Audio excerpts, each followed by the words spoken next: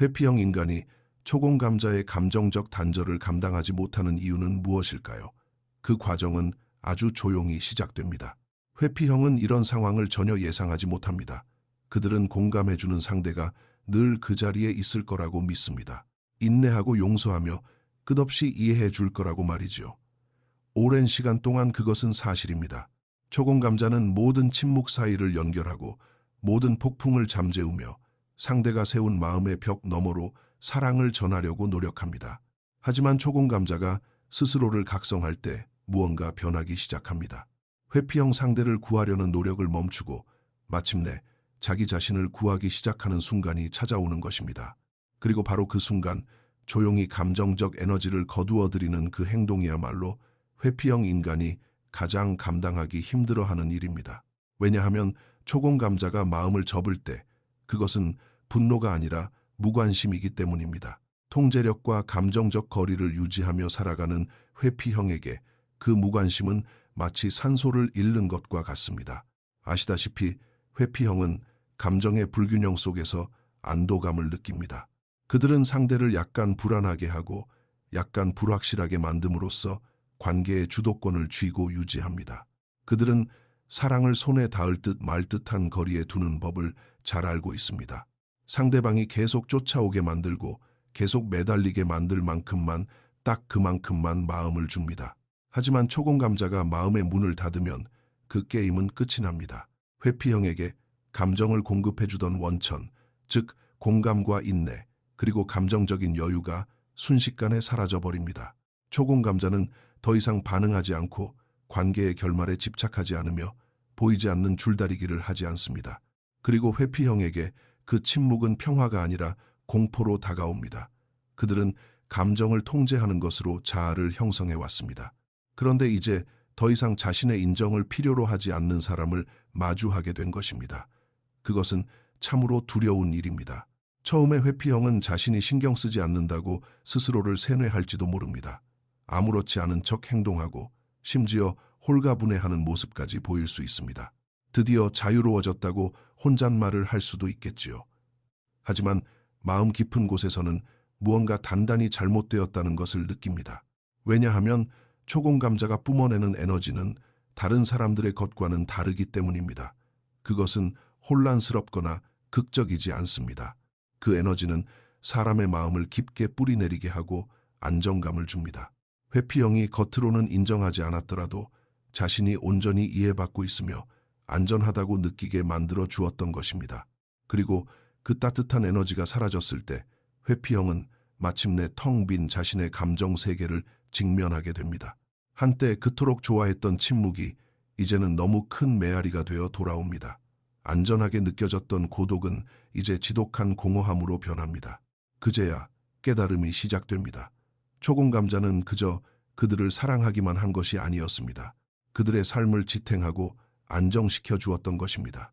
그리고 이제 그 안정감은 영영 사라졌습니다.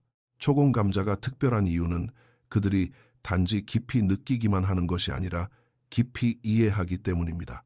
그들은 상대의 행동 패턴과 방어 기제, 그리고 가면 너머의 진짜 모습을 꿰뚫어 봅니다. 그들은 회피형이 뒤로 물러서는 것이 상대를 거부해서가 아니라 두려움 때문이라는 것을 알고 있습니다. 거리감과 무심함 아래에 깊이 묻혀있는 회피형의 애정 결핍과 갈망을 누구보다 잘 느낄 수 있습니다. 하지만 중요한 사실이 있습니다. 초공감자가 회피형의 그러한 상처 주는 행동을 자신의 탓으로 돌리지 않게 되는 순간 관계의 판도는 완전히 뒤집힙니다. 감정적으로 교감할 수 없는 사람에게서 사랑을 확인받으려는 노력을 멈추는 것입니다. 그리고 바로 그 순간 초공감자는 그 누구도 함부로 할 수 없는 단단한 존재가 됩니다. 침묵을 통해 주도권을 쥐었던 회피형은 이제 자신이 통제할 수 없는 침묵을 마주하게 됩니다. 그것은 회피형 자신의 감정적 공허함을 그대로 비춰주는 뼈아픈 침묵입니다. 초공감자는 마음을 정리할 때 문을 거칠게 닫고 나가거나 소란을 피우지 않습니다. 그저 정신적으로, 감정적으로, 그리고 영적으로 조용히 사라질 뿐입니다. 여전히 당신의 문자에 답장을 할 수도 있습니다. 여전히 예의 바르게 행동할지도 모릅니다. 하지만 그들의 감정적 에너지는 이미 당신을 떠났습니다. 그리고 이러한 미묘한 변화는 회피형에게 너무나 가혹합니다.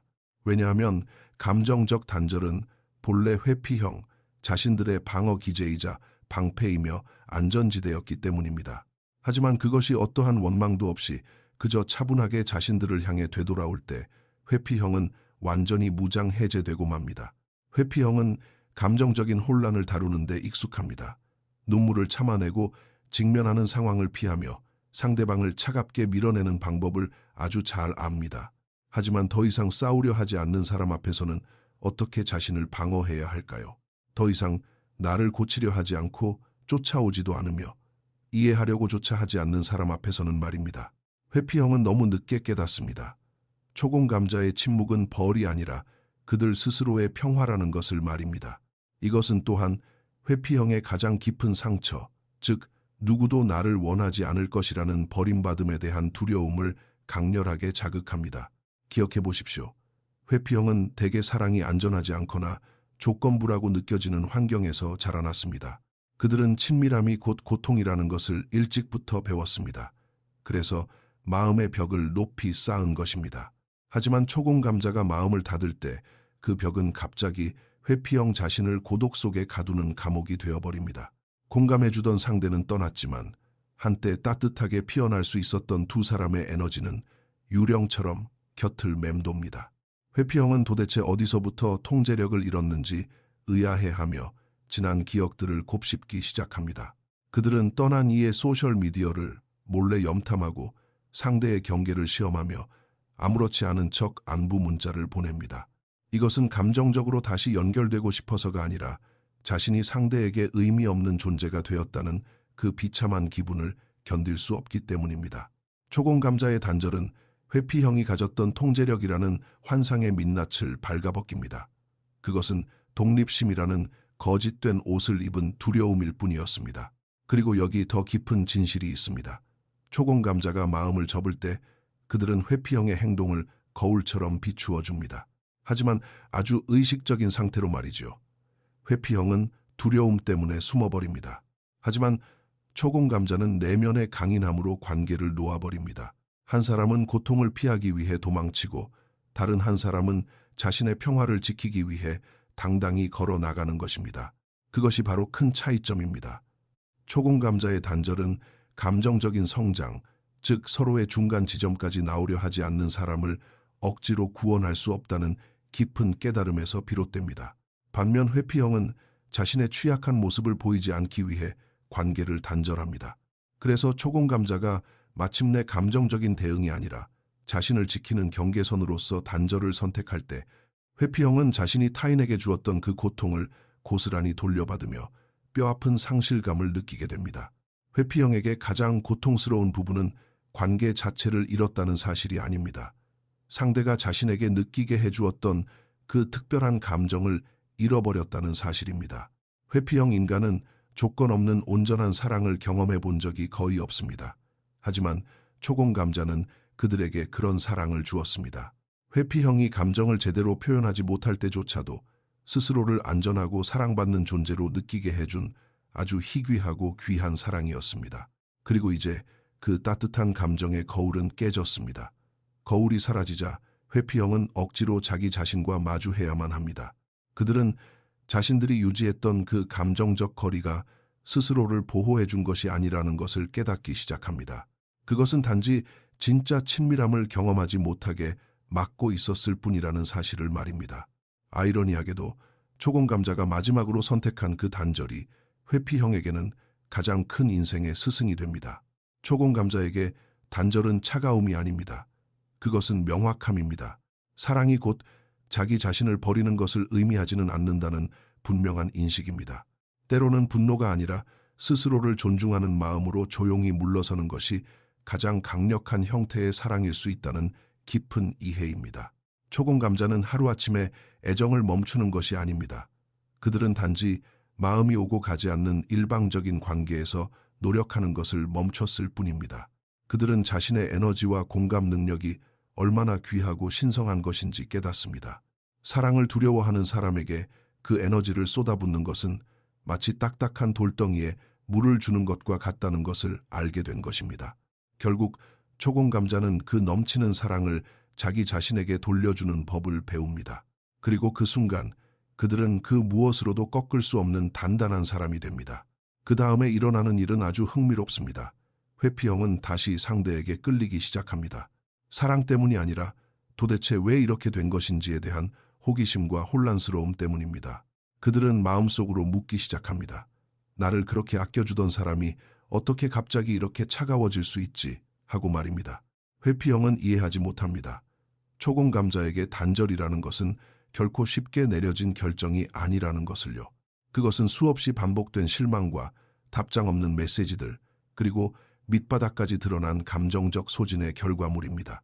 관계의 가능성보다 나 자신의 평화를 선택하기로 한 아주 조용하고 무거운 결단입니다. 그리고 초공감자가 한번 그 지점에 도달하면 다시는 과거로 돌아갈 수 없습니다. 왜냐하면 초공감자가 마음을 접을 때 그들은 결코 반쯤만 접지 않기 때문입니다. 그들은 완전히 흔적도 없이 마음을 끊어냅니다. 여전히 상대방이 잘 지내기를 바랄 수는 있지만 감정적인 교감의 문은 영원히 굳게 닫혀버립니다. 아이러니하게도 이러한 초공감자의 단절은 회피형의 가장 깊은 공포를 건드립니다. 누군가에게 나의 진짜 밑바닥을 들키고 난 후 결국 버림받는다는 그 끔찍한 두려움 말입니다. 왜냐하면 마음 깊은 곳에서 회피형 인간 역시 다른 모든 사람들처럼 사랑을 간절히 갈망하기 때문입니다. 단지 그 사랑을 남들보다 훨씬 더 두려워할 뿐입니다.